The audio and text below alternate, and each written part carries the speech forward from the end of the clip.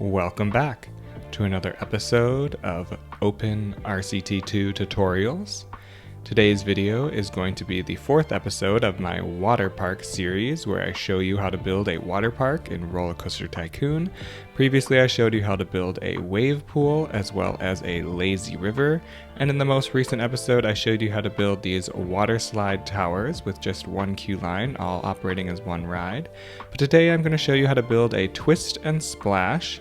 Now, this also doubles as my tutorial for my Spinning Teacups 2.0, so if you're familiar with my previous tutorial where I showed you how to build the regular Spinning Teacups, I'm going to give it a slight upgrade today. So the Twist and Splash is a model by Mack Rides, and it's a water ride where basically you have a teacups ride that is slightly submerged, and as it spins around slowly, guests can use their handheld water cannons to shoot each other with water, and also guests on the sidelines watching can shoot water back at the riders.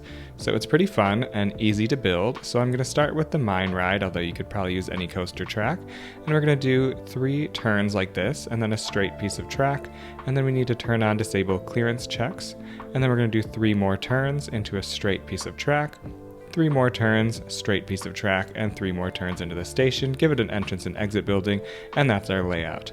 Now to change the ride vehicles, we need to turn on the cheats, so we're going to use show all operating modes, unlock operating limits, allow arbitrary ride type changes, show vehicles from other track types, and disable vehicle limits. Now we can change the ride vehicles to the Virginia Reel tubs, and we just want one train, and this time we want 43 vehicles per train. So with 43 cars set, we can now change the operating mode to the powered launch passing station, and I'm going to set it to something low like 4 miles per hour because it's a pretty slow ride, and we'll do number of circuits at 3. So now we should be able to test it, and we can see the vehicles look like a mess. So let's just close it and respawn the vehicles and quickly test close so now the vehicles aren't moving. And now we are going to open up the Edit Ride Vehicles plugin. If you don't have it, it's linked in the video description below. But using the eyedropper selection tool, I'm going to click on one of these vehicles, so the ride is selected. We're going to change the vehicle visuals to something like the Cheshire Cats, and then change the variant to the invisible variant. So the vehicle will be invisible. Hit apply to all vehicles on this train, and they're all invisible now.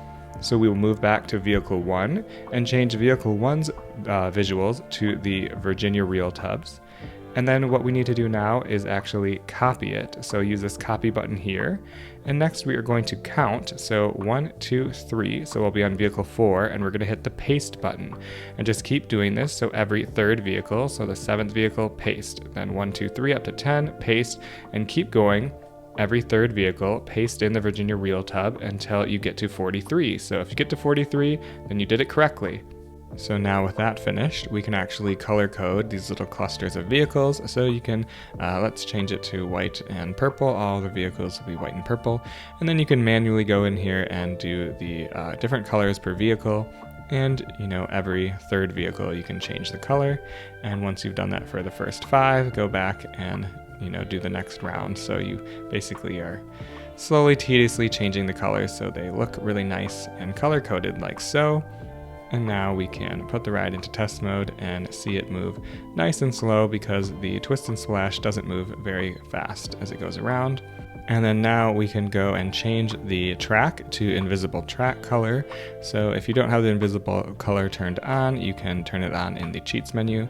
But now it's all invisible, and I'm going to lower the land and add some scenery here just to give it some nice look here for our Twist and Splash, and add some little bushes around the side. All right, so that looks pretty good. I'm going to open up the tile inspector now, and under the exit building, I'm going to select it, hit the copy button, delete it, and I'm going to paste it right next to our entrance building here, paste it, rotate it twice, and hit make usable. So that's facing the correct direction, add our queue line. Everything looks good, although you do want to make sure that the entrance and exit building here, the entrance and exit need to be below the track, so make sure it's lowered below the track there, so guests can enter.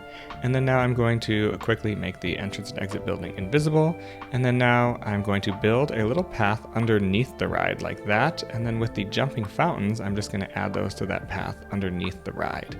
So that's going to give it kind of this look like the riders are shooting water at each other. So I think that looks kind of fun and gives it more of that water ride vibe.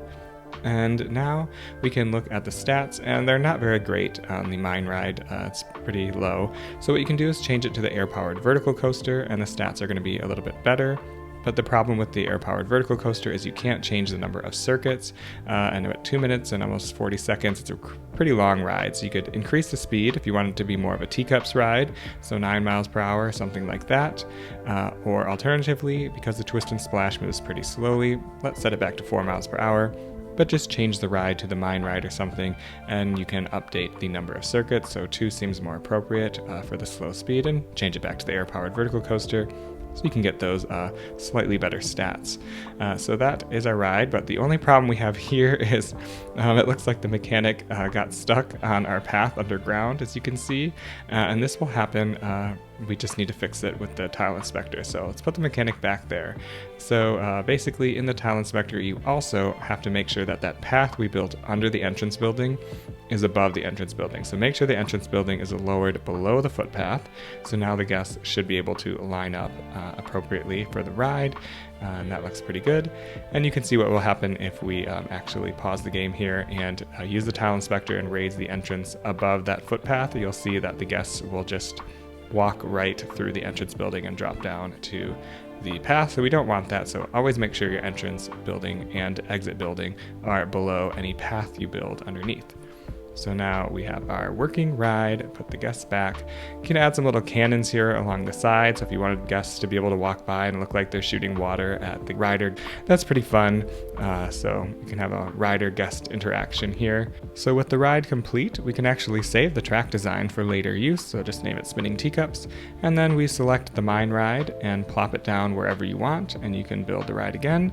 So that's pretty easy. The only problem is it's not going to remember all of the color coding that you did. So after the 30-second vehicle, you have to manually change the colors again.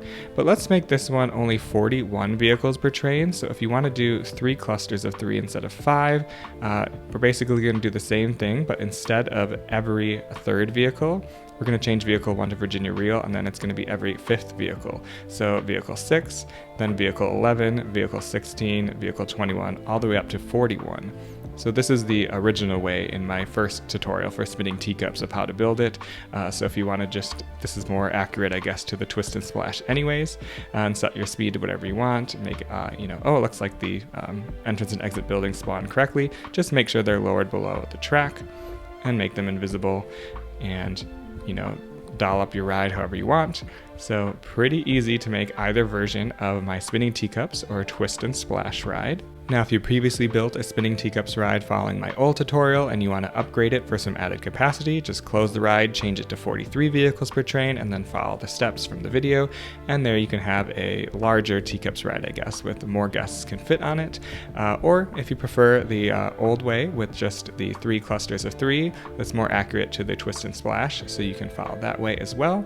So either works, but if you have any questions, please let me know in the comments. And if you enjoyed this video, please give it a like, it really helps out the channel, or consider becoming a YouTube or Patreon member where you will receive early access to all of my latest videos and other benefits. And feel free to check out the links in the video description for my RCT2 merch and swag. And as always, make sure to subscribe, because next time I'm going to continue my water park series showing you how to build a family water raft ride. So stay tuned for more.